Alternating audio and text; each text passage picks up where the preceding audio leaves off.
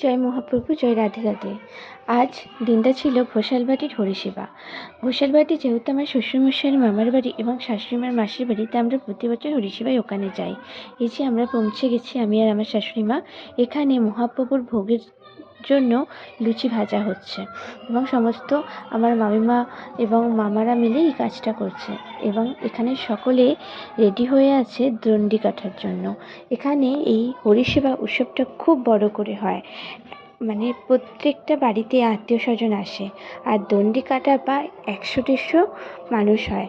তারা প্রত্যেকে নিজেদের মনের মনস্কামনা জানিয়ে, মান্যত জানিয়ে মহাপ্রভুর কাছে দণ্ডি দেয় এবং এটি খুবই জাগ্রত একটা হরি মন্দির।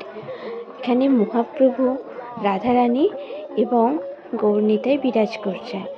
আমরা বিকাল থেকে এই দণ্ডি কাটা দেখতে দেখতে এখন প্রায় সন্ধে হয়ে গেছে এবং আস্তে আস্তে আমরা ওই দণ্ডির পিছু পিছু আমরা এই হরিসভার কাছে এসে পৌঁছালাম।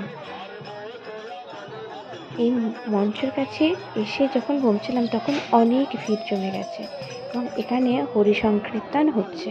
এখানে হরিসংকীর্তন শুনলে পা দাঁড় করিয়ে রাখাই যায় না, খোলকর্তাদের তালে তালে নিজেদের নাচতে ইচ্ছা যায়, তাই অনেকেই তখন মেতে উঠেছে এই হরিনামে।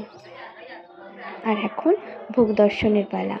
আমরা ভোগ দর্শন করে মহাপ্রভুকে নিজেদের মনস্কামনা জানিয়ে নিলাম। আর দেখো তোমরা কত ভিড় হয়েছে, কত কত মানুষের সমাগম হয়, মনটা একদম ভরে ওঠে। চারিদিক থেকে পুরো গ্রামের সকলেই আসে এই হরিসেবায় এবং যোগদান করে নিজেদের মনস্কামনা মহাপ্রভুর কাছে জানায়।